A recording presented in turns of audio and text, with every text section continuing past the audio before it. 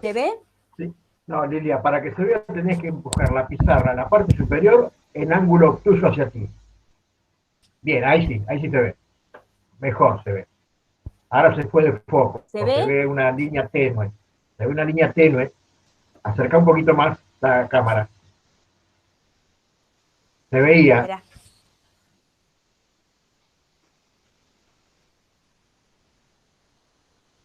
¿Ahora? No, es una cuestión de la pantalla. Ahí está, ahí se ve bien. Desde mi óptica se ve ¿Se ve bien. bien? ¿Lo ven? Bueno, esto es un ciclo cardíaco normal. Vale decir que está comenzando con una actividad auricular, que es la despolarización auricular, para terminar este ciclo cardíaco con una recuperación o repolarización ventricular. ¿Sí? Lo primero que vamos a ver es una onda P, que corresponde a la actividad que se lleva a cabo en ambas aurículas. ¿Es importante para la cardiología? Sí, pero nosotros no la vamos a mirar ahora en este capítulo del síndrome coronario agudo. ¿Sí? Entonces, la onda P está indicando de que existe una actividad eléctrica en ambas aurículas. Ese estímulo producido en la aurícula, si yo sigo respetando y pensando en el sistema de conducción normal, tiene que ser transportado, trasladado, conducido al ventrículo para que éste pueda contraerse. Ese tiempo que transcurre desde que se da la actividad en la aurícula y llega al ventrículo se lo conoce con el nombre de intervalo PR. Va a medir el tiempo que tarda el estímulo desde que se produce en la aurícula para llegar a los ventrículos. Esto normalmente tiene que medir 0,20 segundos. Nosotros ya sabemos que cada cuadradito en forma horizontal mide 0,04 segundos. Entonces, el PR no tiene que ser superior a 5 cuadraditos. ¿Qué les parece a ustedes si ustedes ven un PR que mide 0,30? ¿Qué quiere decir? ¿Que necesita más tiempo o menos tiempo para llegar el estímulo eléctrico? Va a necesitar más tiempo. Entonces ahí entramos a otro capítulo y a otra de las complicaciones que pueden presentar los pacientes con síndrome coronario, que son los bloqueos aurículo-ventricular de primero, segundo o tercer grado. Y este es una complicación muy particular y esperable para un tipo de infarto. Anoten esto por si me lo olvido, lo volvemos a retrabajar. Entonces, para eso yo voy a mirar el intervalo PR, porque puedo llegar a hablar de bloqueo auriculoventricular. Intervalo PR desde que comienza la P hasta que el estímulo llega al QRS. Y desde que finaliza la onda P y comienza el QRS, a eso se lo llama segmento PR, que dice, a ver, ¿cuánto tiempo tarda una vez que se contrajo las aurículas en llegar este estímulo eléctrico al ventrículo? ¿Sí? Ese estímulo va a llegar a los ventrículos y va a llevar esa carga eléctrica representada en tres vectores: Q, R, S. Q, que siempre lo decimos, pero no siempre está, R y S, que va a estimular la pared libre de los ventrículos, la base de los ventrículos y el septum ventricular. Esto es trabajo ventricular, vale decir, despolarización ventricular. Y eso le va a llevar al músculo cardíaco, a esta fibra, 0,12 segundos. No más de eso, vale decir que son no más de 3 cuadraditos el tiempo que le va a llevar. ¿Sí? Pero en este capítulo de la cardiopatía isquémica nosotros nos vamos a parar en el segmento ST. Lo único que nos va a interesar del segmento ST es que sea isoeléctrico. ¿Qué quiere decir isoeléctrico? En condiciones normales tiene que estar sobre el renglón, no tiene que ir ni para arriba ni para abajo.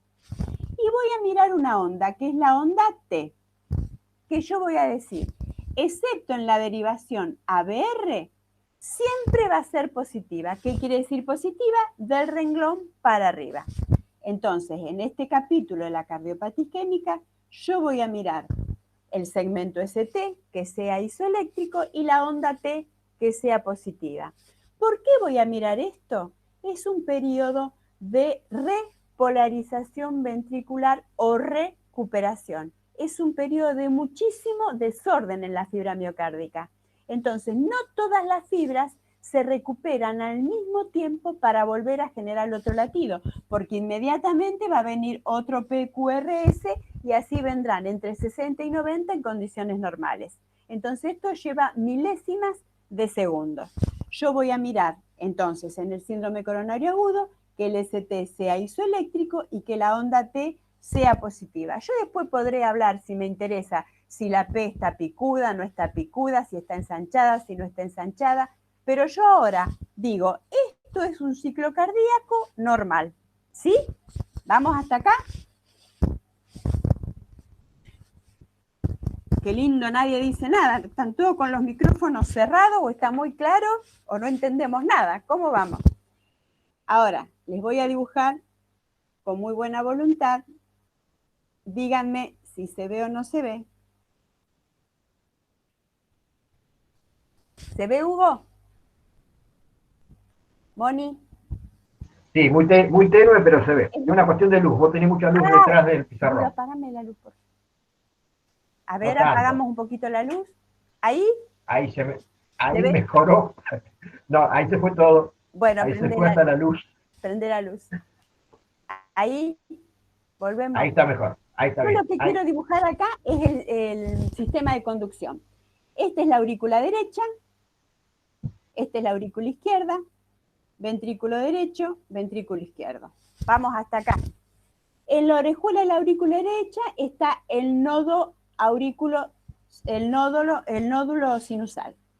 El nódulo sinusal, que es el encargado de producir el estímulo eléctrico, y a través de los haces internodales va a llegar al nodo auriculoventricular. El nódulo sinusal trabaja con una frecuencia de 60 a 90 por minutos. Y el nódulo auriculoventricular va a estar trabajando a una frecuencia entre 40 y 50. ¿Por qué? Va a intentar frenar ese estímulo eléctrico para que esa actividad eléctrica acompañe a la actividad mecánica. Vale decir que la activación auricular se corresponda con la sístole de las aurículas, ¿sí? Y esto es lo que representa la onda P, la activación de estas dos aurículas, ¿sí? Este estímulo, una vez que pasa el nódulo AB, va a ir a transmitir la electricidad al septum, a las paredes, a la base y a las paredes libres. Y acá se representa el QRS. Y cuando se relaja, vemos el ST y la onda T.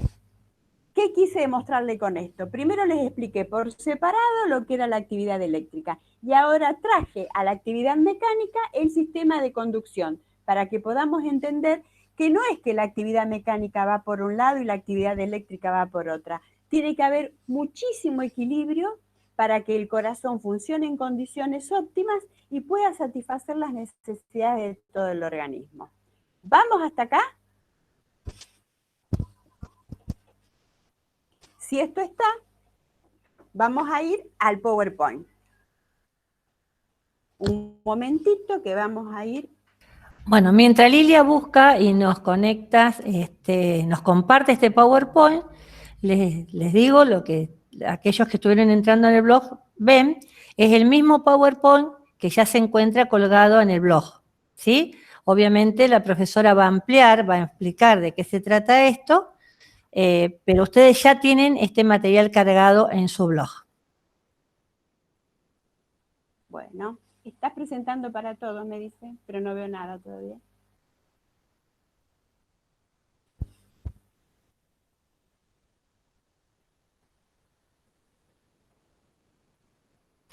Iniciar el PowerPoint con la copita, Lili. ¿Vos lo ves al Power ya? No lo veo. ¿Lo subiste ahí? Sí, ahí está. Ahora la copita. ¿Lo está. ven? Sí, perfecto. Bien, no saben lo que es esto para mí. Bien, entonces, nosotros con esta charla vamos a tratar de que queden claros tres grandes aspectos. Una, que podamos identificar los factores de riesgo. Ustedes los pueden, la cardiología es como que todavía le cuesta poder dejar de hablar de factores de riesgo modificables y no modificables. En realidad serían los determinantes y los condicionantes, o la clasificación que nosotros estamos manejando en la guía de recolección, que es la OMS. El concepto es exactamente el mismo: poder pensar que existen conductas, afecciones o determinadas condiciones de las personas que predisponen a que puedan presentar una determinada afección. Eso es lo que vamos a intentar trabajar hoy aquí. Vamos a poder identificar esas manifestaciones clínicas, a ver qué tiene este paciente que debuta con este síndrome coronario y ver qué cambios vemos en el electrocardiograma. Quiero que quede claro de que la cardiología es una especialidad, la electrocardiografía es el eje, uno de los ejes centrales para la enfermería dentro de este capítulo, por eso que hemos elegido cosas puntuales para que ustedes puedan ir entendiendo y no hacer de esto una especialidad. Primero tenemos que pensar que cuando yo hablo del síndrome coronario agudo, el problema no lo tiene el corazón. El problema lo termina teniendo el músculo cardíaco, porque en realidad quien se enferma es la arteria o son las arterias coronarias. Y esa enfermedad que tienen las arterias lo lleva como consecuencia o como situación final a esta persona que presenta su angina de pecho, síndrome coronario agudo. El flujo coronario se autorregula en condiciones normales por diferentes mecanismos. Por un lado, tiene que ver con el mecanismo metabólico, que guarda relación con el consumo de oxígeno y que va a depender de la frecuencia cardíaca de la persona, de la masa miocárdica, de la cantidad de músculo al que esa arteria le tenga que llevar sangre, le tenga que llevar oxígeno, y de cómo puede contraerse y la resistencia que le ofrece la pared a ese volumen de sangre. ¿Qué quiero decir con esto? Que en condiciones normales el metabolismo se va a hacer con oxígeno, necesita hacer un metabolismo con oxígeno aeróbico, y en este momento donde padece esta afección tiene que recurrir a un metabolismo anaeróbico, donde va a haber mayor producción de ácido láctico. Cuando hay mayor producción de ácido láctico, esto va a tender a incrementar las necesidades de oxígeno en un músculo que no lo va a poder hacer porque las arterias no están pudiendo cumplir con esa función, donde hay una acidosis que se va a registrar en ese espacio y por ende hay una lesión, y como se produce esa lesión se desencadena un proceso inflamatorio con la agregación plaquetaria y todos los elementos que ya nos vamos a detener. Entonces, en condiciones normales debe existir un equilibrio entre los estímulos simpáticos y parasimpáticos. El simpático, con la liberación de noradrenalina, que tiene un efecto altamente vasodilatador, por lo tanto, va a favorecer, pero cuando está en equilibrio. Y desde el punto de vista de lo parasimpático, la liberación de acetilcolina, que es un potente vasoconstrictor. Pero todo en equilibrio. Cuando hay una vasodilatación excesiva es riesgoso para el músculo cardíaco, lo mismo que cuando vemos una vasoconstricción que está sostenida en el tiempo. La presión sanguínea en el interior de los vasos es fundamental. Las arterias coronarias no todas tienen el mismo calibre, no todas presentan las mismas placas de ateromas en el mismo lugar, pero la sangre tiene que seguir fluyendo por esos canales, tiene que seguir fluyendo por esos vasos, pero no va a ser la misma presión la sangre para circular en la de un recién nacido, un bebé, un chico de 16 años, una persona de 80 años, porque hay un proceso que comienza conforme van transcurriendo los años, y es el proceso aterosclerótico. Entonces yo tengo que tener en cuenta estas cosas. Esa fuerza que va a tener que hacer la sangre para poder pasar va a ir erosionando la íntima, va a ir erosionando la placa de ateroma si ya está formado, y va a incrementar la lesión en la íntima arterial, ¿sí? A ese volumen de sangre que tiene que pasar, el vaso le va a ofrecer una cierta resistencia, que es común y que es esperada, y que guarda relación con la constricción o la vasoconstricción que hace la arteria coronaria, por lo que habíamos visto antes, por estos mecanismos simpáticos y parasimpáticos. Le va a ofrecer cierta resistencia. Pero ¿qué pasa? Si la arteria ofrece una resistencia porque incrementa la constricción y tiene una placa de ateroma, va a disminuir el volumen de sangre que va a llegar a esa masa cardíaca, a esa masa muscular. Y por ende, también otro aspecto que uno tiene que mirar cuando habla del flujo coronario es la presión que se ejerce sobre el músculo a la hora de tener que contraer. Yo tengo que pensar acá en las arterias coronarias y decir, ¿de dónde nacen? Acá para que si no contestaron o no vieron los saberes previos o no contestaron toda la guía de recolección de datos, yo tengo mínimamente que saber cuántas son las arterias coronarias, a dónde nacen, hacia dónde van y a quién le llevan el flujo sanguíneo. Las coronarias son dos, izquierda y derecha. La izquierda, las dos nacen de la válvula aórtica, recorren unos milímetros e inmediatamente se dividen en coronaria izquierda y coronaria derecha. La izquierda recorre otros milímetros e inmediatamente se divide en dos, en descendente anterior y circunfleja. La coronaria derecha sale de la válvula aórtica, va a llevarle flujo sanguíneo a la cara diafragmática o cara inferior, al nódulo sinusal y al nódulo auriculoventricular, y va a ir con su rama a la parte de atrás del músculo cardíaco, a donde se encuentra la cruz del corazón. Esa es la coronaria derecha, que en la mayoría de las personas es muy delgada y generalmente hace este recorrido que les acabo de comentar. Y la coronaria izquierda uno la considera la más dominante del músculo cardíaco. Se divide en dos, en descendente anterior y circunfleja. La descendente anterior va a llegar la cara anterior del músculo cardíaco, la punta del ventrículo va a ir hacia atrás y se va a encontrar con la coronaria derecha en la cruz del corazón.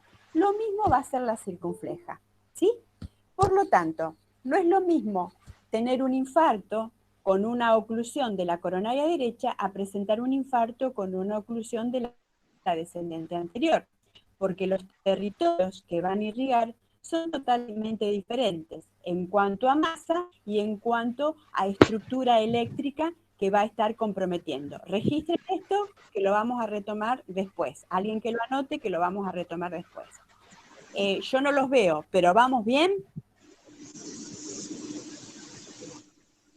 Sí, vamos bien, se escucha bien. Cuando nosotros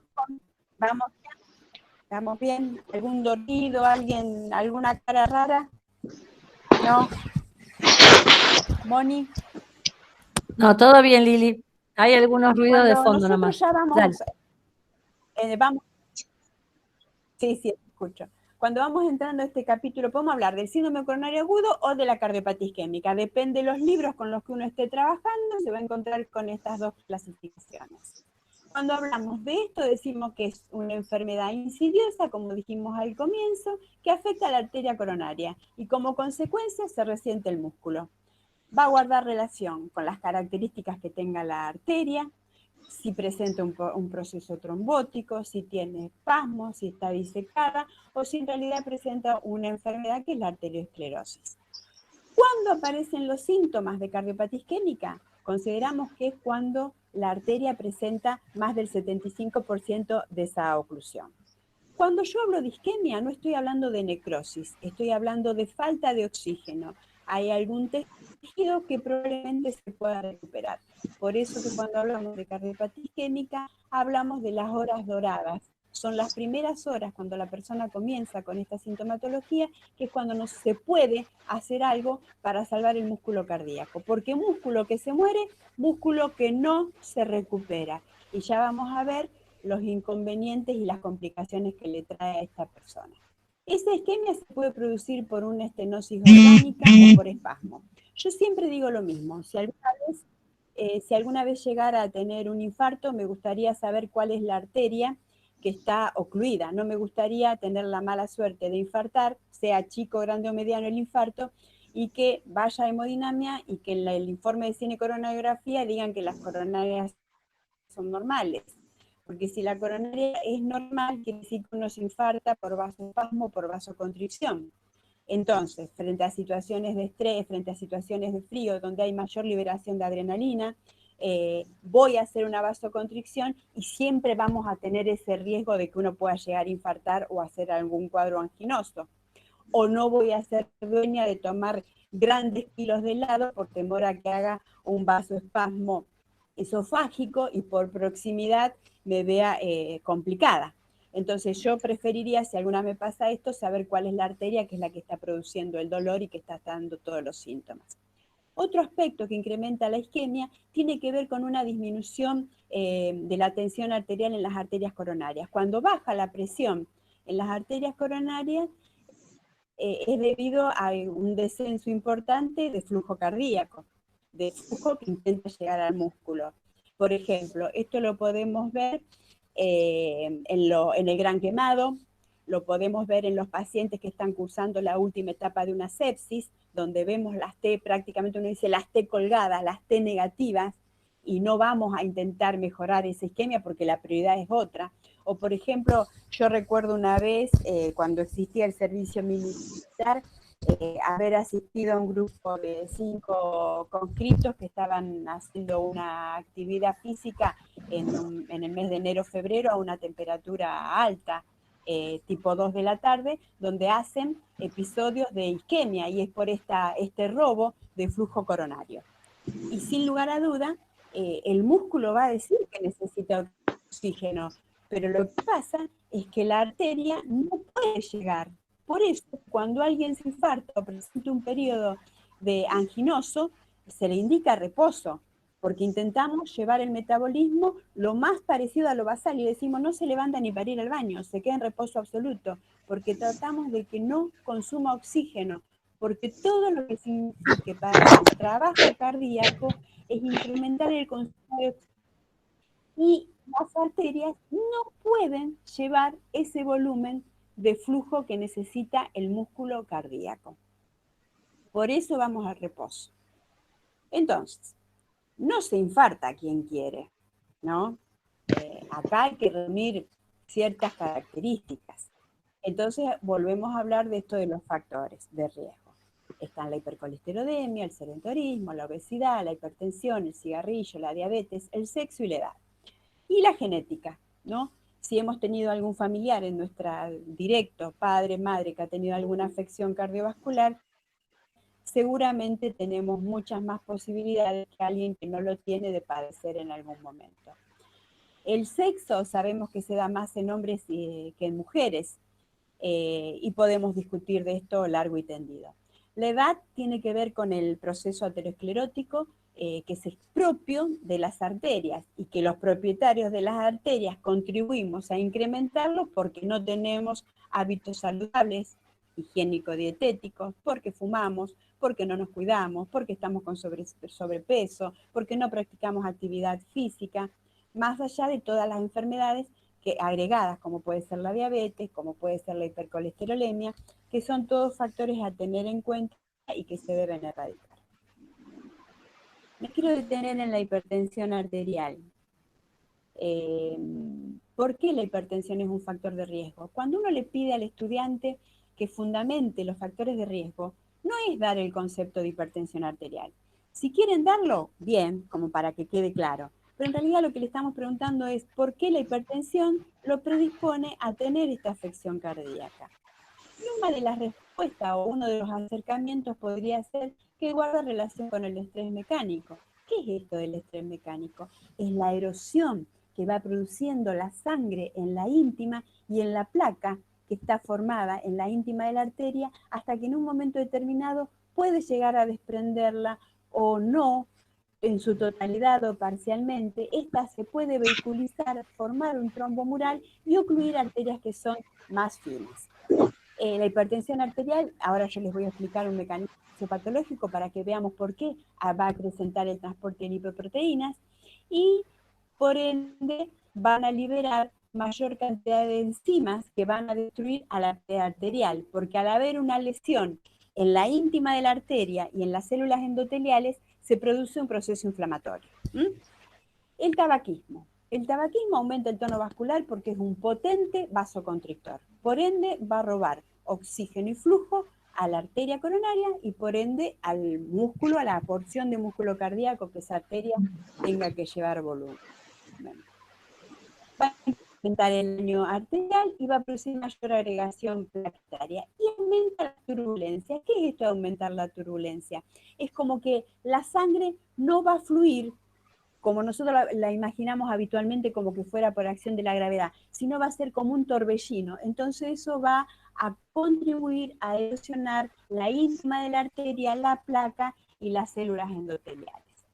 La nicotina va a liberar más catecolaminas, por lo tanto tiene un potente efecto vasoconstrictor, y cuando uno aspira el anhídrido, se difunde a través de la membrana alveolar, se une a la hemoglobina y va a desplazar al oxígeno. Por eso también es considerado factor de riesgo.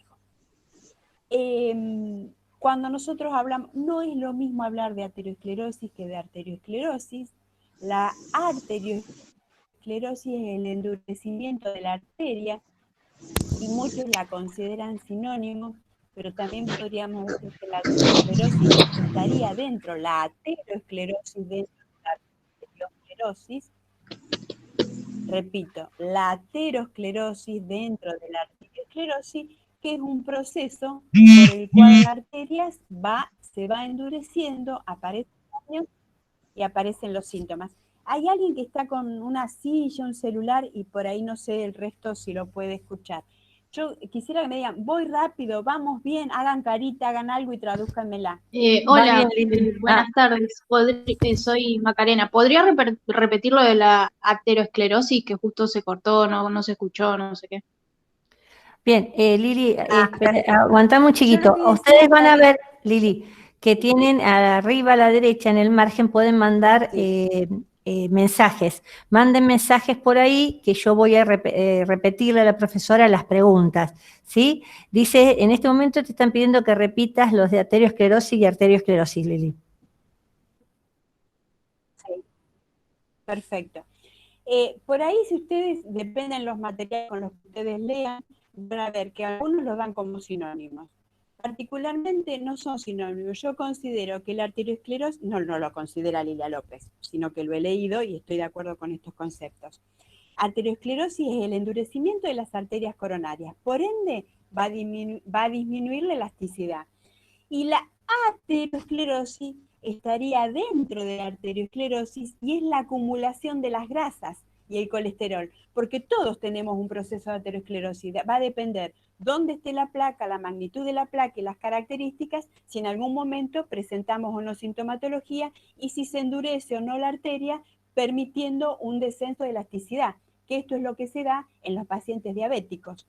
Pero el diabético está mucho más comprometido todavía, porque no solo se le da esto en las arterias coronarias, sino que también se le hace este proceso de arteriosclerosis en todas las arterias. ¿Sí? ¿Puedo continuar?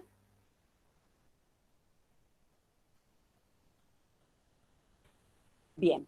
La placa, ¿cómo se forma esta placa ateromatosa? No es que aparece la placa de la noche a la mañana. Esto es un proceso que va conforme van transcurriendo los años y conforme el uso y los hábitos, como dije anteriormente, higiénicos dietéticos que tenga el propietario de esa arteria. Entonces, este proceso, esta arteriopatía se debe a que hay una lesión mecánica o química de las células endoteliales que están en la íntima de la arteria coronaria y va a alterar su estructura. Se va lesionando. Quiero que quede claro esto y anoten esto, que después lo volvemos a retrabajar. Acá hay una lesión de la arteria, una lesión mecánica. Se lesiona, se desgarra. Ahora vamos a verlo bien. Pero quiero que quede claro que no es esta lesión la que vemos en el supradesnivel del ST. El supradesnivel del ST vemos una lesión, pero es del músculo cardíaco. Acá se lesiona, se desgarra la placa, pero no lo veo en el electro, ¿sí? Entonces, esta es una lesión mecánica o química de las células endoteliales, de la íntima de la arteria coronaria. Las plaquetas se van a adherir, van a agregar en ese sitio de lesión y los macrófagos van a emigrar a esa zona como resultado de la lesión que presenta la íntima, como pasa en todo proceso, ¿sí? Entonces, esa capa íntima es penetrada por las lipoproteínas. Conforme va transcurriendo el tiempo, ahí es cuando se forma una placa fibrosa grasa llamada estría grasa, que es de un color blanco perlado, si uno lo viera al microscopio. Es de un color blanco perlado y está formado por células musculares lisas, pero también por fibroblastos, que son los productores de colágeno y macrófagos. Esto ustedes, si uno sabe proceso inflamatorio, es exactamente lo mismo. Esos depósitos son los que van a protruir, son los que van a colgar hacia la luz del vaso, ocluyendo el riego. Imagínense si está colgado y la sangre quiere pasar y lo hace a una presión que no es constante, porque el vaso es más chico, porque el vaso, porque tiene que pasar es más grueso, es más chico, es una bifurcación. La fuerza que tiene que hacer la sangre no siempre es la misma, por eso que va a ir erosionando, va a ir lastimando y eso se va a ir incrementando. Y a veces llega a desprender esa placa. La placa la desprende totalmente o puede producir una oclusión parcial, total, depende del tamaño. Y si es más chica, la oclusión será parcial. Entonces, depende a dónde vaya. Generalmente, esta placa de ateroma elige zonas para proliferarse, para quedar y crecer, como pueden ser las bifurcaciones de los vasos o el extremo proximal de las arterias. ¿Sí? Se rompe, se forma un trombo y ese trombo se lo conoce con el nombre de trombo mural. Va a ir a otra arteria de menor calibre y la va a ocluir. ¿Estamos? Entonces, hace que esa lesión sea una lesión fibrótica y estenótica y que cambie la geografía de la placa. Ese trombo es muy agudo y es lábil, va y obstruye por completo una arteria y ahí nos encontramos con el paciente que presenta el infarto agudo de miocardio, que presenta la angina inestable o la muerte súbita. Anoten esto también para trabajarlo más adelante. Una persona puede debutar con un síndrome coronario agudo con una muerte súbita. Bien. Esa placa rota, que es producto de la lesión del endotelio y de la exposición que ha tenido el riego sanguíneo, activa las plaquetas y la formación de fibrina, favoreciendo la aparición de trombos. Entonces acá decimos por qué se lo antiagrega o por qué se lo anticoagula a la persona que presenta una afección coronaria, por esto. ¿Sí? Y ese riesgo sanguíneo todavía se puede disminuir aún más porque está en juego la vasoconstricción. Si una persona es más estresada que otra, va a liberar mayor cantidad de adrenalina, por ende la arteria se va a vasocontraer con mucha más facilidad.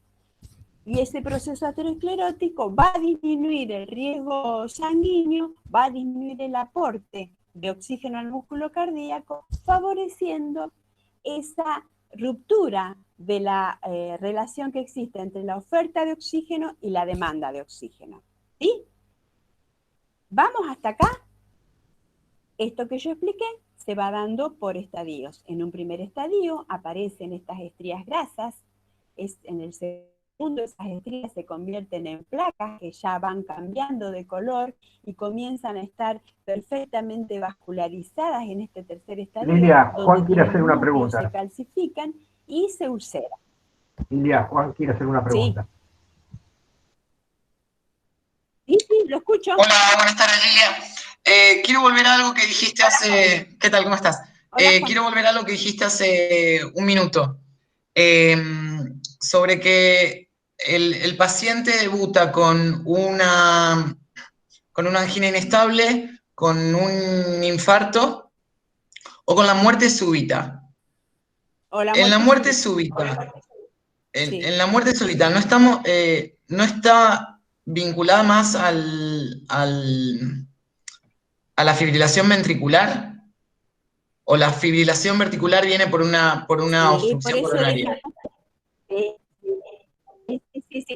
Por eso dije, anótenlo, porque a eso me quiero detener después cuando termine con esto. ¿Sí? Ok, listo. Sí, te espero. ¿Puede ser? ¿Sí? Listo. Sí. ¿Alguien más? No, Lili, seguí. Bueno, sigo.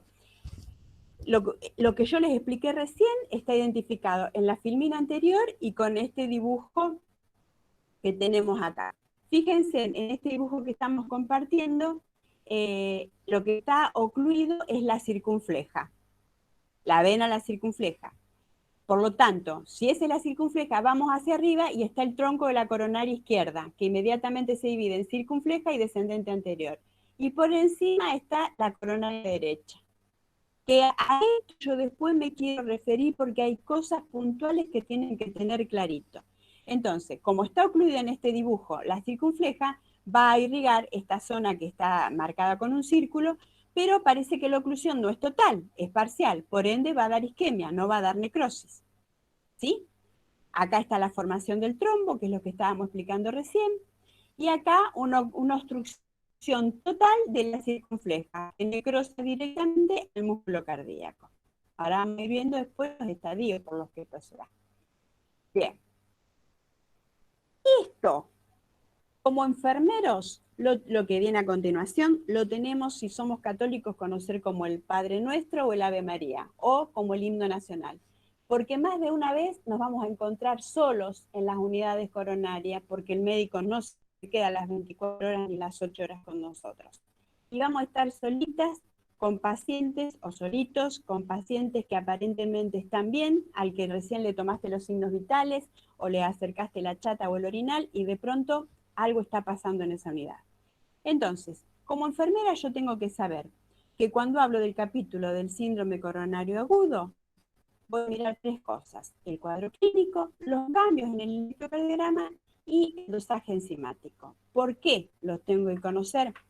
No todas las personas que presentan un infarto o un cuadro anginoso hacen dolor. Los adultos mayores no hacen dolor, infartan o hacen angina sin dolor. El paciente diabético no siempre hace dolor y tiene que ver con su polineuritis, ¿sí? Entonces hablamos de un infarto silente, que es el infarto sin dolor, y de los cuadros anginosos sin dolor, ¿sí? Entonces, si alguna vez nosotros le damos una situación problema, ustedes tienen que analizar esto. Si le decimos tiene dolor, es porque tiene dolor. Si le decimos que tiene un síndrome coronario, un infarto, y no nos detenemos con el dolor, quizás no presentó dolor. A veces debutan con disnea o debutan directamente con la muerte súbita. Entonces, el dolor, porque se produce, como dijimos antes, se rompe este equilibrio o esta igualdad entre la oferta y la demanda de oxígeno. El músculo necesita más sangre y más oxígeno y no le puede llegar. Y no le llega no por capricho, no le llega porque la arteria coronaria no le puede satisfacer esa necesidad metabólica. Por ende, el músculo va a tener que ir a la producción de ácido láctico para tratar de sobrevivir. A esa producción de ácido láctico que se produce localmente se suma un proceso inflamatorio, con todo lo que esto desencadena, que era lo que estábamos mirando antes. Fíjense lo que ocurre adentro de ese miocito que está acostumbrado a trabajar y funcionar en un equilibrio increíble. Entonces ahí aparece lo que conocemos con el nombre de angina de pecho o infarto agudo de miocardio. Si vemos bibliografía actualizada, la angina de pecho Lilia, ¿te puedo interrumpir? síndrome coronario. Lilia, ¿te puedo interrumpir? Bueno, ya te interrumpí. Sí. Volviendo a dos diapositivas atrás, que hablamos, y esto te lo pregunté también en un email, ¿cómo identificamos un síndrome coronario agudo? Estamos hablando del cuadro clínico, del electrocardiograma y de las enzimas cardíacas, de los biomarcadores cardíacos. El cuadro clínico, aparte del dolor, ¿qué otra cosa nos incluye? El cuadro clínico en sí. Ahora vamos, tranqui. Ya, yo te contesto todo. Si no te lo contesto, vos después me lo decís. Vale, listo, me callo. Cuando hablo de síndrome coronario agudo, entonces teníamos. Sí, yo te lo digo. Pero está bien, Juan, ¿eh? Yo porque lo quiero trabajar en un ratitito. Cuando hablo de angina de pecho, tenemos el síndrome coronario agudo sin elevación del ST Y cuando hablo de infarto, síndrome coronario agudo con elevación del ST. Depende de la bibliografía con la que yo estudie.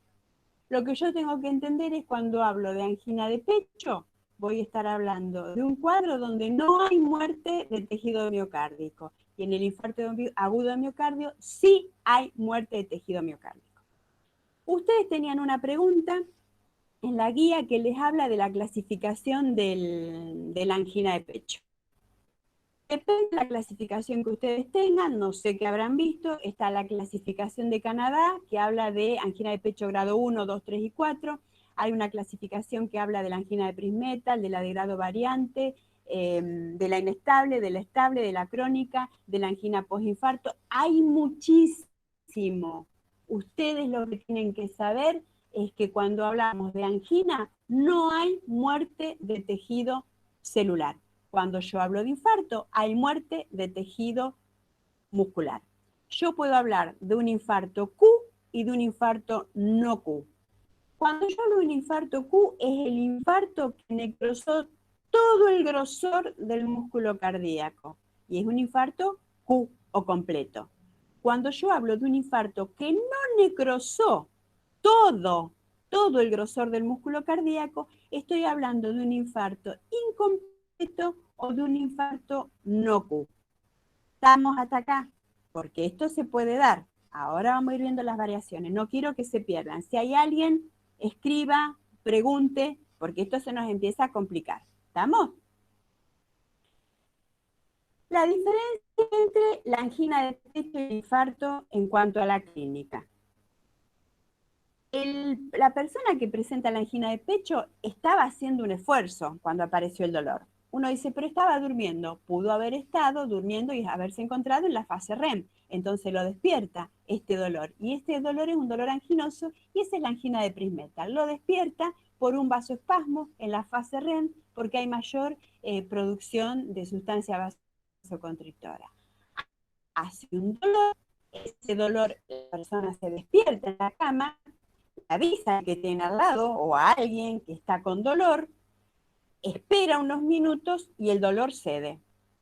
A lo mejor tenía algún nitrito en su casa, se pone un nitrito sublingual y el dolor desaparece. ¿Desaparece por qué? Porque hay una arteria que está intentando ocluirse y este vasodilatador lo que hizo fue abrir la luz de la arteria y mejoró el flujo cardíaco. Por eso decimos que ese dolor no va a superar más de 30 minutos. Rara vez ese dolor se irradia al brazo o al abdomen, rara vez le produce a la persona vómitos, rara vez. Entonces la persona, si estaba andando en bicicleta, deja de andar en bicicleta. Si está dando una vuelta de manzana, se para porque el dolor lo paró, no porque el que fue sabio, no, el dolor lo paró, ¿sí? Y a veces le puede faltar el aire, tiene palpitaciones, ¿por qué? Porque cuando al músculo le falta sangre, le falta oxígeno, va a intentar aumentar la frecuencia cardíaca para suplir esa necesidad. Entonces, como intenta trabajar más, aumentar la frecuencia cardíaca y la persona lo va a sentir como que son palpitaciones. En el electrocardiograma, no habitualmente, digo habitualmente, y es lo que ustedes tienen que decir, no hay cambios en el electrocardiograma ni en el laboratorio. Y si lo hubiera, lo que hay es isquemia, ¿sí? No hay muerte de tejido, no tiene que haber movimiento, pero en medicina 2 más 2 no es 4, por lo tanto la cardiología no es la excepción. Hay cuadros anginosos que cursan con movimientos enzimáticos, pero acá lo que nosotros les pedimos es que cuando hablamos de angina de pecho, no hay cambios en el electro ni hay cambios en el laboratorio. A diferencia del infarto, la persona siente el dolor, pero ese dolor no dura 30 minutos, dura mucho más. La persona lo refiere como que el peor dolor de su vida, lo refiere como que es una patada de un elefante, un dolor que no se lo desea a nadie. Va a ponerse el nitrito bajo la lengua y no le va a ceder porque la arteria está totalmente ocluida y no va a poder abrir la luz arterial. Entonces ustedes me van a preguntar por qué le damos la nitroglicerina, anótenla que después los contesto. Y a veces esta sintomatología va acompañada con sudoración o hipotensión. ¿Por qué sudoración? porque tiene una respuesta vagal. La persona responde con una respuesta vagal y por eso se hipotensa. Por más que libere adrenalina, es mayor o más importante la reacción vagal que la hipotensión. Y registren esto. Si la persona ingresa a la unidad coronaria y fuere un infarto de cara inferior o diafragmático, esa zona es patrimonio de la coronaria derecha. Y la coronaria derecha, en un 70 o 80% de las personas, le va a llevar sangre al nódulo sinusal y al nódulo AB. Así que si se ocluye, así como le va a faltar sangre a la cara diafragmática, le va a faltar sangre al nódulo AB y le va a faltar sangre al nódulo sinusal. Por lo tanto, va a tender a estar con la tensión arterial baja y con la frecuencia cardíaca baja. Entonces va a estar sudoroso porque cayó el gasto cardíaco. Registren lo de gasto cardíaco que lo vemos después. Entonces va a estar hipotenso, va a estar sudoroso. Y a veces, siempre que hablamos de infarto, nos vamos a estar refiriendo a que se infarte el ventrículo izquierdo, pero es mentira. A veces una complicación del infarto de cara inferior es que también se va a ir a necrosar o va a comprometer el ventrículo derecho. Por ende, va a disminuir la precarga. Por ende, va a disminuir la poscarga. Por ende, va a descender el gasto cardíaco. ¿Sí? Y los cambios que va a haber en el electro va a guardar relación con el tiempo en el que nosotros vamos a ver a la persona. Si es un infarto agudo que se está produciendo 1 hora, hace 2 horas, vamos a ver la onda de lesión, que va a estar representado con el supra o el infradesnivel del ST. Si transcurre el tiempo, va a haber tejido que se va a estar definiéndose. Si se muere o no se muere, tejido que va a estar isquémico, entonces va a estar representado por algunos días mientras esté evolucionando el infarto, la onda T negativa que me va a estar hablando de isquemia. Y hoy, desde en el 2020, yo me infarto hoy y nos volvemos a cruzar por la vida dentro de 5 años, porque me tengo que operar de, qué sé yo, de apendicitis, me hacen el riego quirúrgico y en la zona donde yo infarté aparece la Q. Esa es la patente que me va a acompañar por los años, por los siglos de los siglos, y va a decir, uy, esta mujer en algún momento de su vida se infartó y fue un infarto de tal cara. No va a decir la fecha, pero sí va a decir que me infarté. Entonces, el estadio en el electrocardiograma tiene que ver, lo primero que voy a ver, el supradesnivel del ST, supra o infradesnivel, que va a estar hablando de lesión miocárdica, acompañado después de la T negativa, que me va a estar hablando de isquemia miocárdica. Y por último, la patente que me va a acompañar por los siglos de los siglos, que es la Q, que va a decir, esta persona en algún momento de su vida se infartó. Entonces ahí hablé de la lesión de la isquemia y de la necrosis, lo que veíamos recién, el supradesnivel del ST. ¿Y por qué yo como enfermera tengo que mirar este ST?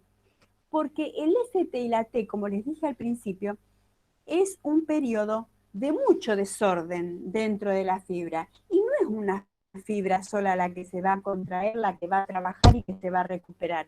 Son muchas, son miles, ¿no? Entonces eso es un verdadero desorden. Entonces no todas se van a recuperar en el mismo momento. Entonces uno dice que ese es un momento de alta vulnerabilidad. Es un momento de muchísimo desorden.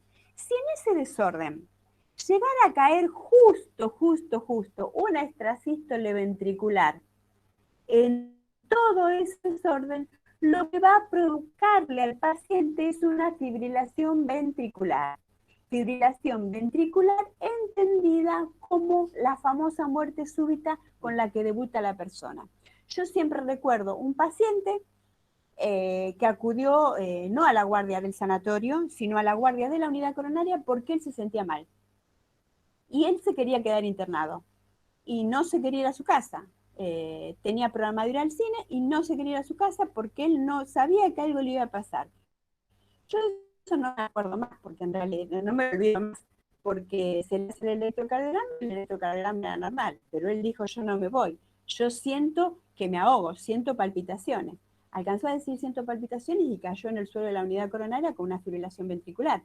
Se resuelve la fibrilación ventricular, sale de la fibrilación ventricular con la desfibrilación. Y cuando se recupera, lo que vemos era que queda un supradesnivel del ST en la cara anterior. El hombre lo que hizo fue, en las narices nuestras, un infarto de cara anterior. Y no se fue porque él quería quedarse hospitalizado, pero el electro era normal. En aquella época no existía la troponina. La troponina llega a nuestros laboratorios, a nuestras unidades, hace 10 o 15 años atrás. Entonces ahí nos manejábamos solamente con la CPK, la CPK-MB, la GOT y el LDH. No existía la troponina, que hoy por hoy es el marcador más cercano y más fiable. ¿Por qué le digo que hay que saber escuchar al paciente y hay que manejar la clínica? Bueno, cuando uno mira el electrocardiograma, no ve en todas las derivaciones todo el infarto. El de cara inferior lo va a ver en las derivaciones de 2, de 3 y ABF, que si no lo tienen claro, después de la charla podemos detener un poquitito, pero cuando nosotros les damos una resolución para resolver, les decimos infarto de cara inferior con cambio en D2, D3 y ABF. Y nosotros elegimos siempre dos grandes infartos para hacer la diferencia, que es el de cara inferior y que es el de cara anterior. ¿Por qué elegimos esto? Porque el de cara inferior tiene una menor cantidad de masa muscular comprometida, pero yo ya les dije cuáles eran uno de los riesgos que presentaba. Y el de cara anterior tiene mayor masa muscular comprometida. Por ende, el de paciente del infarto de cara anterior, es que la complicación que va a presentar va a ser la falla de bomba. ¿Y qué es la falla de bomba? La falla de bomba no es otra cosa más que la insuficiencia cardíaca, no es más que el nombre de salón que se le da a la insuficiencia cardíaca en este momento agudo, ¿sí?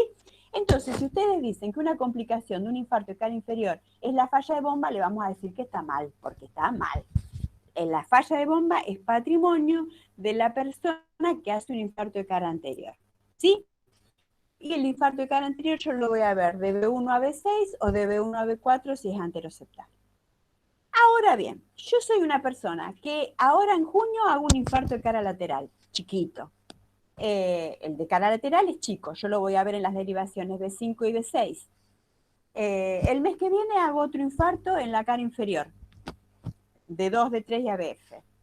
El mes que viene hago otro infarto en la cara dorsal. Son todos chiquititos, pero van sumando y hacen que haya una falla en la contractilidad. Por ende, voy a llegar a hacer una falla articular. Por eso yo tengo que ver la exacción problema que me den o el paciente al que tengo que atender. Un infarto lateral es chico, pero si yo vengo con muchos infartos juntitos, ahí la cosa se complica. Si yo hago un infarto de cara lateral, que es un infarto relativamente chico, pero soy una persona que tengo una miocardiopatía alcohólica, mi corazón ya está agrandado por la miocardiopatía, y a esto le sumo un tejido que, si bien no es mucho lo que está comprometido, es otro tejido que se va a cicatrizar y por ende no se va a contraer, entonces ahí voy a presentar otras complicaciones. ¿Vamos hasta acá?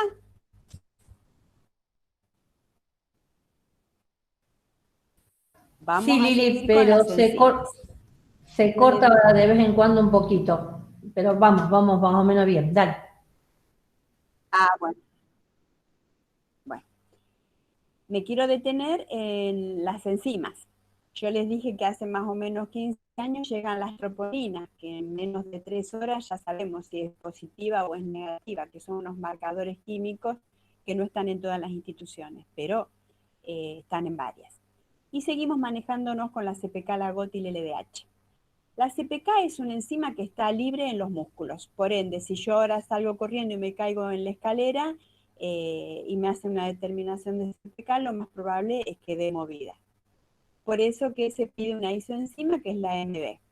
La CPK tiene 3 isoenzimas, la MM, la MB y la BB. La MB es la que nos interesa a nosotros porque es la que está presente en el músculo cardíaco. Cuando la MB es mayor del 10% al valor de la CPK total, se dice que es positiva. Por ejemplo, yo tengo 1000 de CPK y tengo 500 de MB, es mayor al 10%, por lo tanto, estoy infartándome, ¿sí? Bien. La primera enzima que se va a mover va a ser la CPK. Y el pico máximo lo va a alcanzar a las 12 o 20, entre las 12 y las primeras 24 horas. Y después tiene que empezar a normalizarse. Y es a la que yo voy a mirar primero. Porque, ¿qué pasa? Yo sé que el pico máximo lo alcanza el primer día y después tiene que empezar a descender. Y ponele, yo tenía las 24 horas 1200 de CPK-MB y al tercer día tengo 3000. Epa, la curva no está normal, algo está pasando. Entonces, ¿qué es eso que está pasando? Estoy extendiendo el infarto, ¿sí? Está extendiéndose el infarto. Y a lo mejor la persona no hizo dolor. Y yo estoy solita en mi alma a 10 de la noche cuando llegue este informe del laboratorio.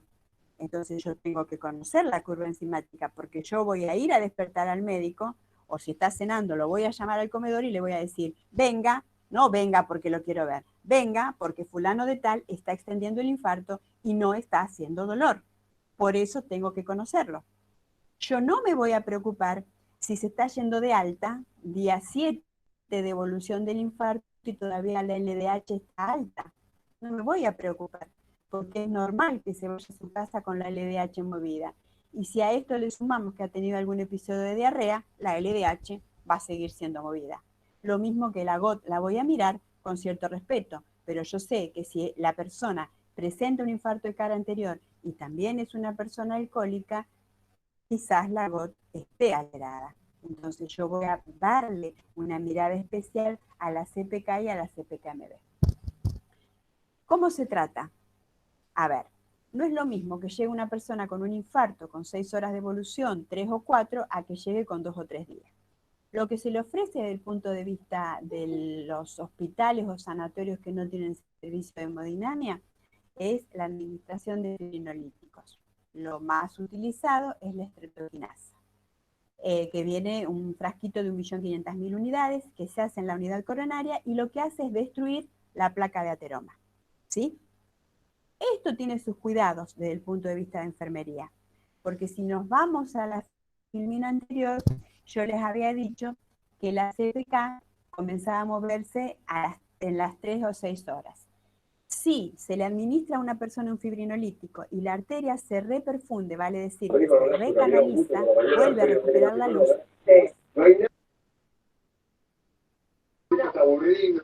¿Qué pasa? Alguien entró a la sala y tiene prendido el micrófono. No puedo identificar, es alguien con la letra G, por favor que cierre el micrófono. Gracias. Bien. Si se administró fibrinolítico y reperfundió la arteria, yo como enfermera voy a tener muchos criterios para darme cuenta de que esa arteria se recanalizó. La persona inmediatamente les va a querer besar las manos, porque el dolor desaparece. Así, en un abrir y cerrar de ojos, el dolor desaparece. Y ustedes, cuando miren las enzimas, van a ver que el pico, la persona no lo hace entre las 3 y 6 horas al pico de la CPK-MB, lo hace antes, vale decir, hay un pico precoz de movimiento enzimático, precozmente se mueve la enzima. Y a veces, cuando se recanaliza la arteria, aparecen las arritmias. Y una de las arritmias que nos dice se recanalizó la arteria es la fibrilación ventricular. Por lo tanto, yo a ese paciente, cuando llega con diagnóstico de infarto, va a tener el mejor lugar en la unidad coronaria, la mejor enfermera, los mejores ojos encima, porque en cualquier momento entró hablando y caminando y en cualquier momento no nos habla más. Y se va con la arteria canalizada, es decir, reperfundida. Por eso que siempre se pone el desfibrilador al lado. ¿Estamos? Bien. Si voy a un servicio donde sí hay servicio de hemodinamia, lo más probable es que le hagan una angioplastía, que es, se le colocará la vía, se rasurará, generalmente se elige el pliegue inguinal como vía de acceso, se lleva hemodinamia, ahí se le hace la cinecoronariografía, se ve el sitio donde está la lesión y se ve si se puede angioplastear. Angioplastear es llegar al sitio donde está la obstrucción y destruir ese coágulo, romper esa placa o ese trombo de ateroma. Se podrá poner un stent o no. Y allí se recanaliza, se reperfunde el paciente anticoagulado, paciente antiedado, seguramente se fue a la sala de hemodinamia, masticando 4 comprimidos de aspirina, ¿sí? Que es lo único que le vamos a dar, los 4 comprimidos de aspirina, y va a volver de la unidad coronaria de la sala de hemodinamia a la unidad coronaria, probablemente con la arteria reperfundida y con el catéter puesto en la pierna, y con todos los cuidados que se van a desprender de ese catéter. Se puede volver a tapar la arteria, se puede volver a tapar, por eso es que se deja el catéter. Es un paciente de alto riesgo, con la diferencia del alto riesgo del traumatismo cráneoencefálico o de la enfermedad cerebrovascular, que este va a hablar y va a querer saber lo que le está pasando. Entonces uno va a tener que tener información clara para darle a esta persona. Entonces, hablamos de la angioplastía, hablamos de los fibrinolíticos, hablamos de los anticoagulantes, hablamos de los antiagregantes, y la BD en todo esto, gracias a Dios, en los años 80, 90, llegaron los betabloqueantes. No, primero eran betabloqueantes generales y después fueron los betabloqueantes cardioselectivos, que van a tratar de disminuir la frecuencia cardíaca, disminuir la tensión arterial, mejorando el trabajo cardíaco, disminuyendo el consumo de oxígeno por sobre todas las cosas. Y un capítulo aparte tienen los vasodilatadores coronarios. Hace algunos años, 25 años aproximadamente, no existía la nitroglicerina, lo único que había era el Isoril, que se administraba por vía sublingual y que producía muchísimos efectos colaterales. Uno de ellos era la intensa cefalea. Hoy por hoy tenemos la nitroglicerina, que nos permite manejar el goteo conforme el estado del paciente, conforme la tensión arterial que esté manejando. Porque si baja mucho la tensión arterial, le estamos robando flujo sanguíneo. Ahora bien, nosotros le vamos a administrar por indicación médica vasodilatador coronario a los dos, al paciente que tenga la angina de pecho y al paciente que tenga el infarto.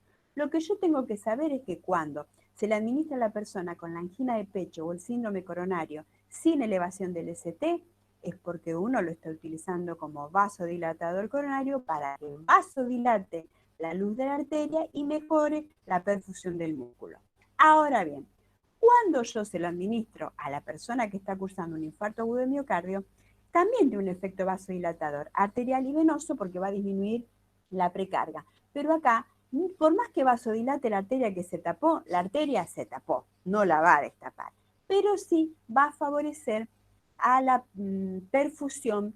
El organismo es tan sabio que cuando se tapa una arteria, inmediatamente empieza a generar sistema de colaterales. Entonces, los vasodilatadores contribuyen a esta nueva formación de células, de ramas de arterias colaterales, que van a tratar de llevarle el flujo a ese músculo que se está muriendo. Y me olvidé decirles algo que ya me voy a acordar. Bueno, como complicaciones. Me olvidé decirles algo. Cuando una persona se encuentra cursando un infarto agudo de miocardio, lo más probable es que haga fiebre. La fiebre la puede hacer por muchos motivos. Uno, porque hay un proceso inflamatorio. Otro, porque hay tejido necrótico que se está vertiendo al torrente sanguíneo y por ende van a aumentar los glóbulos blancos. De hecho, las enzimas cardíacas uno las encuentra positivas en sangre porque las enzimas se vierten al torrente sanguíneo. ¿Sí? La fiebre. También puede deberse a que se inflama el pericardio. Hay pericarditis, a veces se presenta pericarditis que se resuelve con aspirina. Por eso el paciente puede presentar fiebre y presentar los glóbulos blancos altos. Todo conforme con la clínica, porque si los blancos están altos y lo que tiene es una flebitis que se la puso el servicio de emergencia hace 5 días atrás, ahí voy a tener que empezar a ver realmente si esta fiebre se debe a la pericarditis, se debe al proceso inflamatorio o se debe a esa vía que está haciendo flebitis. Como complicaciones o riesgos, los trastornos del ritmo. Cuando uno habla de trastornos del ritmo, estamos hablando de arritmias que pueden ser lentas o pueden ser rápidas. Las unidades coronarias se crean porque las personas se morían en las terapias intensivas, se morían por las arritmias, entonces surgen las unidades coronarias. Si hay algo que hace al paciente que esté con el infarto de cara lateral, el inferior, el anterior, sea cual fuere el infarto, igual es que las primeras 24 horas cualquiera de ellos puede morir por arritmias. Y las arritmias no son más que focos ectópicos que se forman por fuera del sistema de conducción y en este caso dados porque se ha lesionado la fibra miocárdica y se ha extravasado el líquido, ha salido el potasio de la célula y eso es lo que predispone a la formación de focos ectópicos. hay una etapa, las primeras 24, 48 horas, de muchísima inestabilidad eléctrica. Por eso que se hace el goteo de silocaína al 2% sin epinefrina o los bolos de silocaína. ¿Está? Entonces, las arritmias que comprometen la vida son riesgos comunes a cualquier tipo de infarto. Una persona que hace un cuadro de angina, el problema potencial más próximo será el infarto. Y en la persona que hace infarto, habrá que ver qué tipo de infarto presenta para ver cuál es su complicación. Pero las primeras 24 horas presentan trastornos del ritmo, mal llamadas arritmias. La insuficiencia cardíaca, ya dijimos que era el nombre de salón, que presentaba cuando teníamos un evento agudo de síndrome coronario agudo. La insuficiencia cardíaca le llamamos falla cardíaca. No todos la van a hacer, es cierto, solamente la va a hacer la persona. Sí. Acá Juan quiere hacer una pregunta. Los estudiantes fueron haciendo preguntas, pero a través del mail y se les fue contestando ya. Pero Juan quiere hacer una pregunta así oral. Dale, abrí el micrófono. Si, no, es que si pregunto por mensaje, voy a estar 2 horas escribiendo. Recién hablaba, las arritmias fue lo que más me costó de la guía. Y recién dijiste, no sé si lo dijiste al pasar o es así, que las arritmias estaban las que aceleran, y las lentas y las rápidas. Esa es la clasificación de las arritmias, porque yo tengo 20 tipos de arritmias. No, para. Sí. No se enloquezcan, vamos por partes. Yo la puedo clasificar a las arritmias de muchísimas maneras.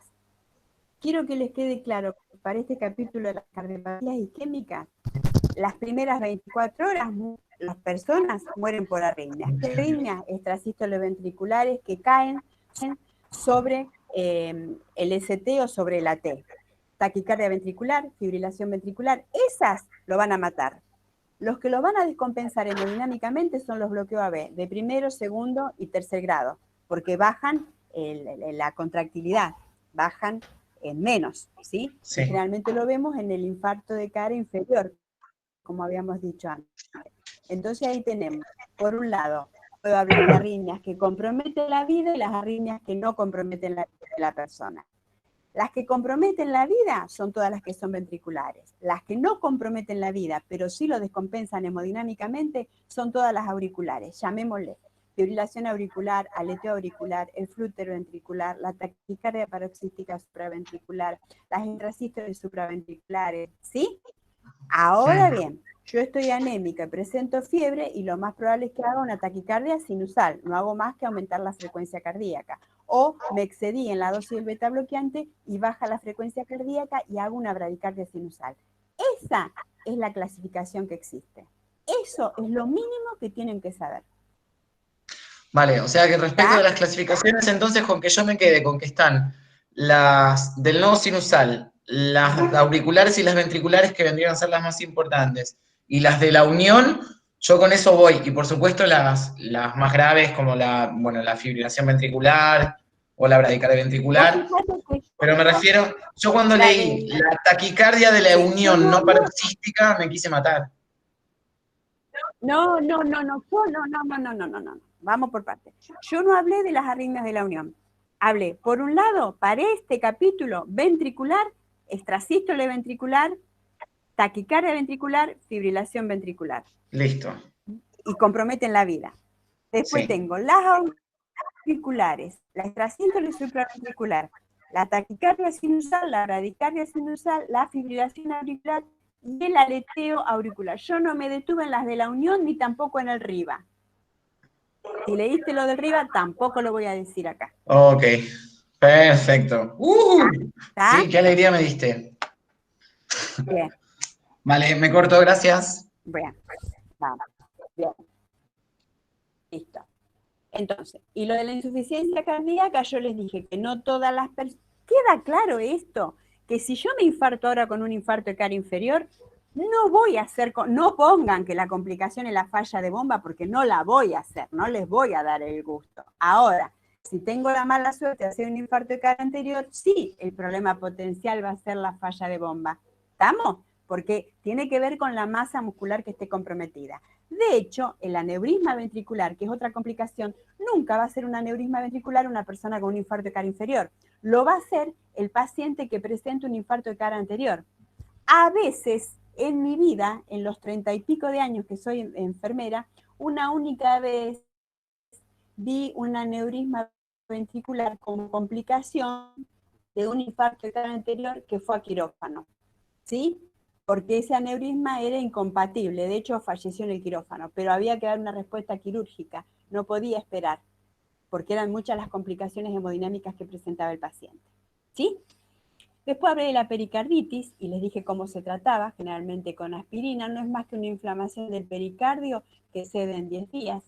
Complicaciones mecánicas, cuando ya se comprometen las válvulas, ¿no? La mitral o la aórtica principalmente, y lo llevan al paciente a la falla de bomba. Y la verdadera urgencia en agudo, que es la rotura cardíaca. Se rompe el septum y la persona, si hay quirófano, se lo lleva a quirófano, y si no, se nos muere en la cama, ¿sí? Y la angina postinfarto, cuando la persona presenta dolor en las primeras 24 horas, se considera que extiende el infarto. Si presenta dolor posterior a las primeras 24 horas, se interpreta como un cuadro de angina postinfarto y se lo trata como cualquier angina de pecho. Bueno, ahora tengo que salir de acá. Terminamos con el PowerPoint, me voy al aula, pero ¿cómo salgo de acá? Dejar de compartir. Dejé de compartir. Ahí estamos. ¿Cómo estamos? Ahí Lilia ya ve las caritas, podemos hacer caritas. O deditos, para arriba, para abajo. ¿Cómo vamos? Por eso ya era. Muy bien, Mientras muy bien hablaba, narrado, me Lilia. imaginé Muy, los que estaban ahí. Karina sacude la cabeza. muy claro, Lilia, Intenta muy claro. hacerlo lo más simple posible. Perfecto. Yo sé hacia dónde apuntaba Juan, que si querés cuando volvamos lo podemos hablar. Si a alguien le interesa la cardiología podemos hablar, pero esto es lo que tienen que saber de la materia. Karina sacudía la cabeza, Karina Fernández.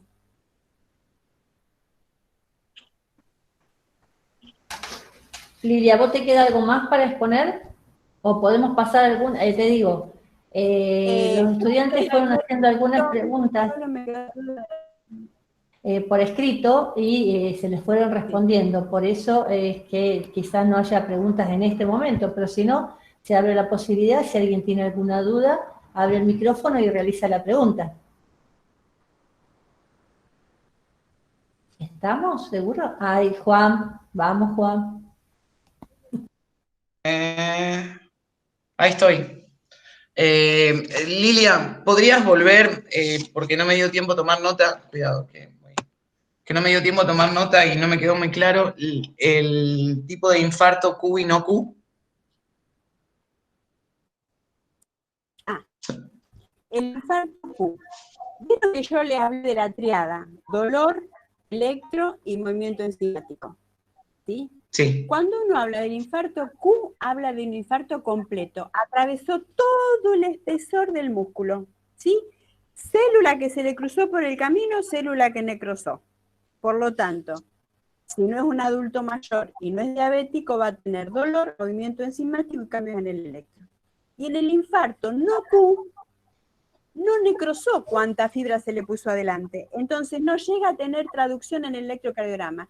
Estos son los de peor pronóstico, porque vos mirás el electro y decís, la pucha, solamente tiene cambio en B1 y en B2. Y al ratito hizo la falla cardíaca y hace el edema huevo pulmón, el shock génico y te quedaste sin paciente. No tiene suficiente trato enzimático. ¿Sí? Sí. Pero en el no Q tampoco hay movimiento enzimático de ninguna de las tres.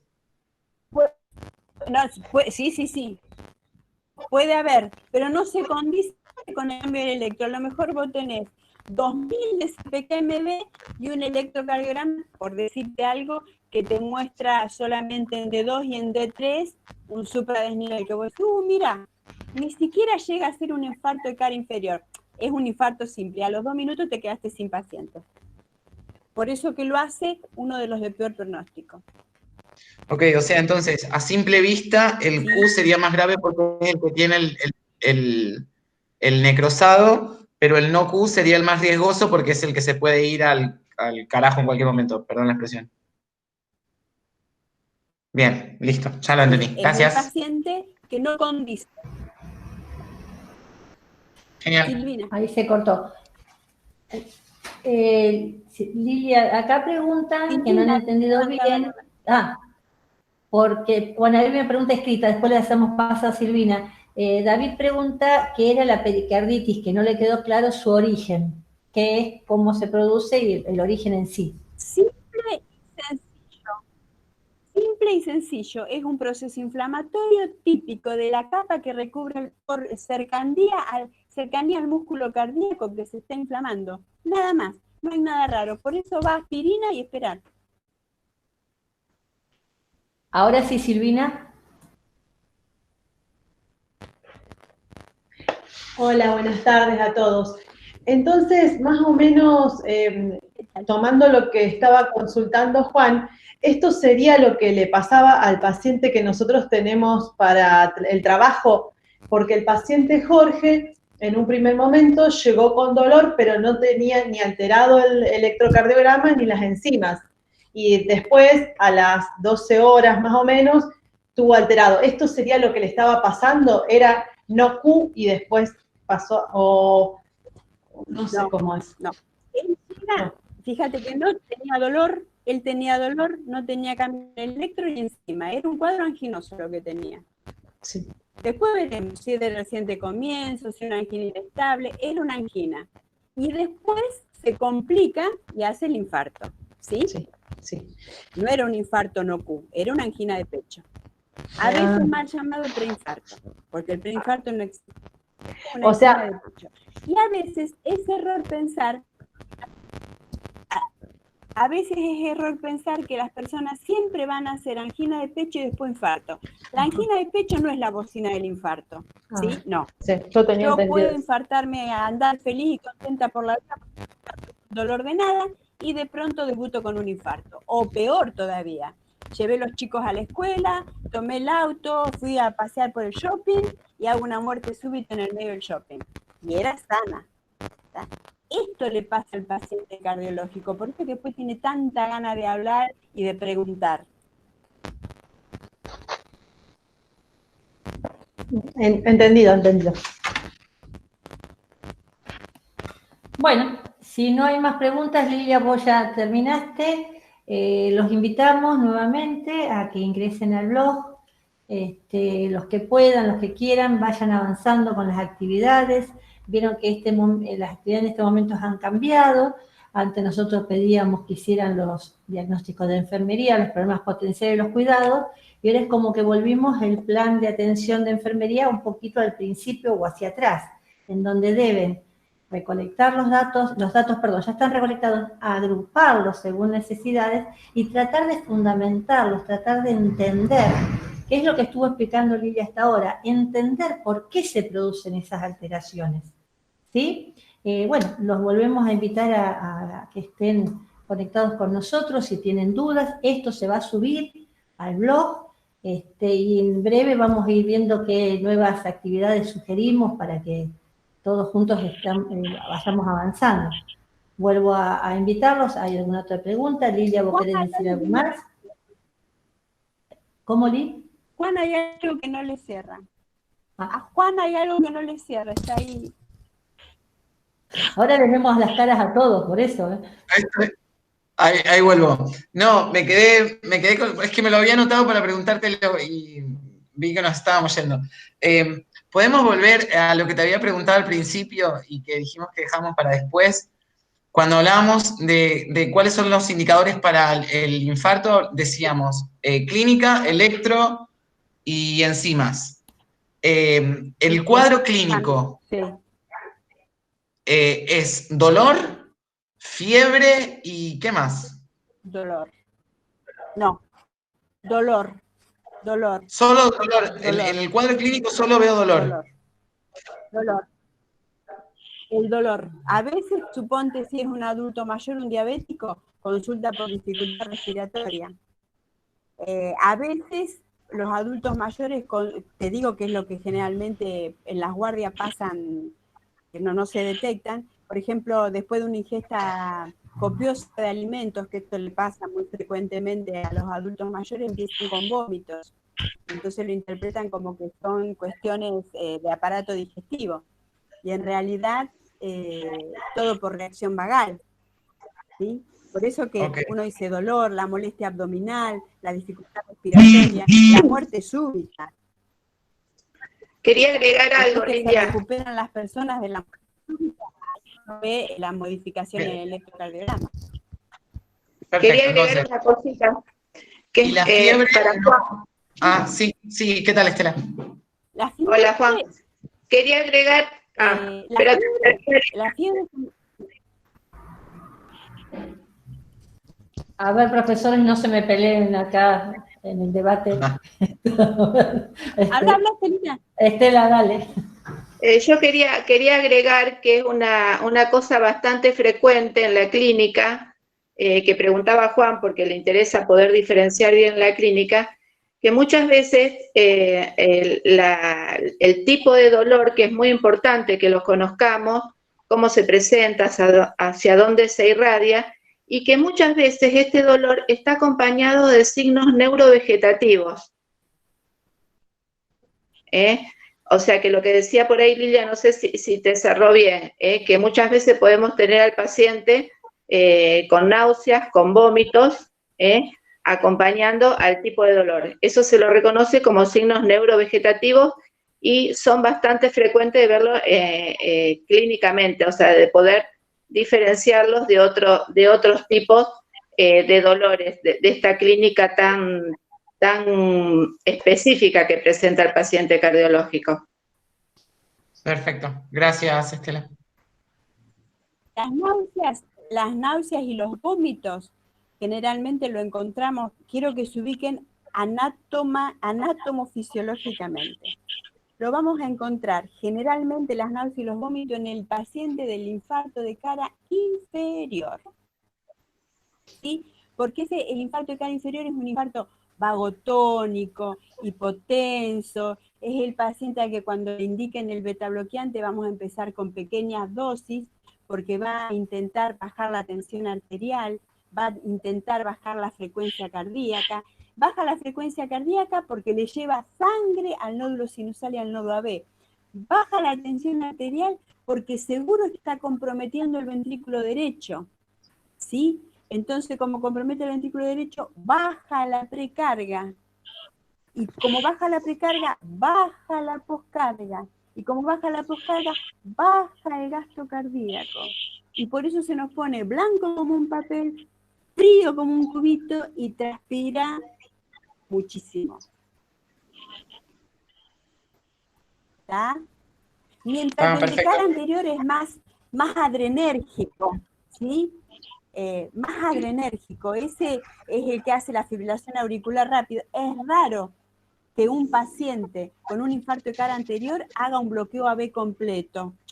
Es rarísimo. El de cara anterior hace la fibrilación auricular, hace el aleteo. Si bien las primeras 24 horas todos se pueden morir porque hacen arritmias ventriculares. Después cada uno elige por su arteria la arritmia que guarda relación. Lili, me vuelven a preguntar qué es gasto cardíaco. Ay, me muero muerta. El gasto cardíaco es el volumen minuto. Es el volumen minuto. El volumen minuto es, si querés un cálculo matemático, es el volumen sistólico, y a mí me preguntan qué es el volumen sistólico. Es el volumen de sangre que puede eyectar en la sístole el músculo cardíaco, que se estima que son entre 80 y 90 mililitros. La fórmula mal usada, mal usada, pero para tener en cuenta es multiplicar el volumen sistólico por la frecuencia cardíaca. ¿Por qué les digo esto? Si yo tengo 60 de frecuencia cardíaca y lo multiplico por 80, me va a dar un gasto cardíaco de 4.800, 5.000 mililitros. Y el gasto cardíaco está entre 5.000 y 6.000, así que andaríamos bien. Pero ¿qué pasa con una persona que tiene una fibrilación auricular con una frecuencia de 150? Y yo lo multiplico por 80. Le da un gasto cardíaco, uso la fórmula de 2.000. Entonces vos a este lo pensás encontrar caminando por la calle, saltando, coloradito, lúcido, ubicado, orientado. Y resulta que lo tenés en la cama, hipotenso, pálido, sudoroso, que no sabe lo que está diciendo. Porque en realidad tiene que ver con la fuerza que tenga la contractilidad. No es lo mismo contraerse en un minuto 60 veces y eyectar 80 mililitros o contraerse en un minuto 150 veces como una bolsa de gato y no estás eliminando nada de volumen. En lugar de estar eliminando 80 mililitros cada vez que te contraes, estás eliminando 10 y te estás quedando con 70. Entonces estás con la lengua afuera porque estás disneico y estás frío, no orinás, estás vasocontraído porque no tenés volumen. ¿Está? Estamos.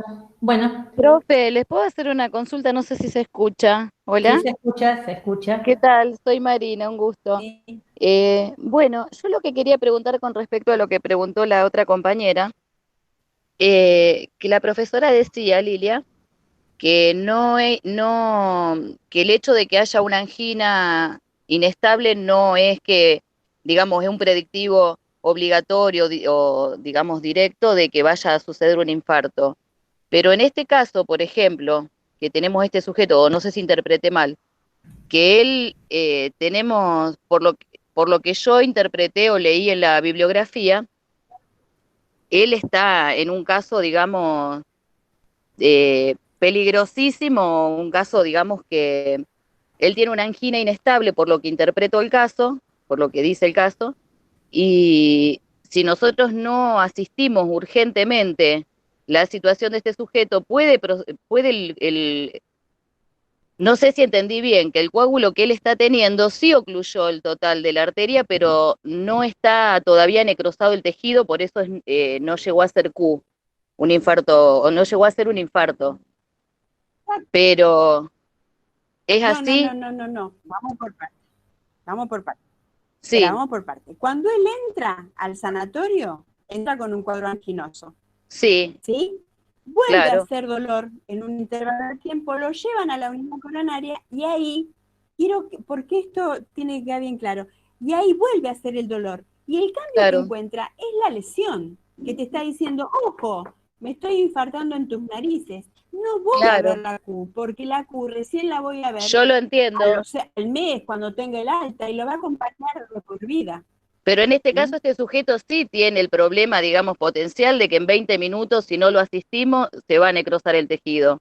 Por eso es la urgencia de atenderlo, para que no llegue. Se está infartando. Claro. Pero él estaba con una angina inestable. O sea, no. Angina. Lo no llevan a son la unidad todos. coronaria y hace un infarto. Ahora. Sí, digo que no son todos los casos donde pueda ser que sea un predictivo de un infarto, pero sí hay digamos que hay una gran posibilidad de que sí pueda suceder, de cuando hay una estenosis o cuando hay una ateroesclerosis, que pueda, o sea, el riesgo potencial es ese. Hay un riesgo grandísimo de que ese coágulo empiece a soltarse y genere la necrosis del tejido. Sí. Que todavía a este sujeto no le pasó, pero tenemos 20 minutos como máximo. ¿Escucho? Sí, sí. En el momento donde hace la angina, el riesgo hace la angina, el riesgo que haga el infarto. Ahora lo llevan a coronaria porque hace el dolor y ya tiene el desnivel del ST, ya hay lesión. Ajá. De hecho, lo llevan en hemodinamia, pero no lo angioplastearon, porque tal vez no se pudo angioplastear, está en un lugar a donde no se podía, donde está obstruida totalmente, es una placa dura, no dice por qué, pero no lo angioplastearon. Él está cursando un infarto agudo de miocardio.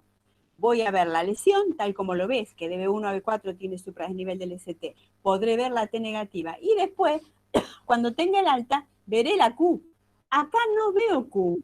Por eso que es importante, cuando yo leo la situación problema, ¿cuánto tiempo hace que está con la sintomatología? Claro. Pero si a él lo asistimos a tiempo, aunque él ya está teniendo este infarto, si nosotros lo asistimos a tiempo, ¿podemos evitar que quede la Q patológica? O igual ya una vez que hubo un infarto... Por supuesto. No, Ajá. no, por supuesto. No, por supuesto. Si se le administra fibrinolítico y se recanaliza la arteria, en lugar de morirse 10.000 fibras cardíacas, capaz que se mueren 2.000 o 3.000.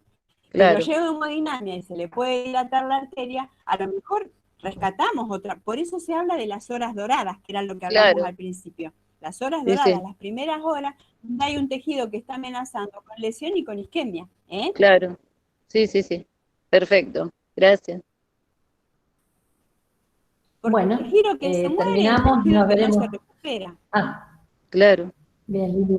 ¿Algo más? No, está bien. Si no, ya estamos cerrando. Gracias. ¿Sí? Darío, ¿vos querés hacer una pregunta? Darío, ¿qué necesitas? Abrí el micrófono. Bueno, para saludar nomás. ¿Me escuchás? ¿Me escuchan ahora? Sí. Bueno, porque es muy interesante este aporte muy narrativo, muy comprensible que hizo la profesora Lilia, para poder entender en ciertas guías de trayecto 4, cuando veíamos electrocardiograma, por qué se le pedía al paciente o qué pensaban ver ustedes cuando se le hacían las derivaciones anteriores y posteriores. Este es un gran complemento para que ustedes puedan entender bien el procedimiento en sí, que es una de las herramientas para identificar una lesión del miocardio, ¿no? Como dijo la profesora, están las manifestaciones clínicas, el electrocardiograma, si hay manifestaciones o no, depende si hay angina o infarto, y después están los marcadores enzimáticos del laboratorio. Lo demás, como yo les dije, sí o sí hay que verlo, chicos, cuando nos reintegremos en el espacio de simulación.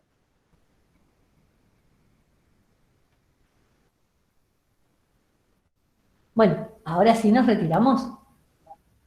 Listo, muchísimas gracias. Gracias a todos por estar presentes. Nos vemos en la próxima. Gracias, Lilia, muchísimas gracias, y a los profesores. Adiós. Chao, hasta luego, chicos. Chao.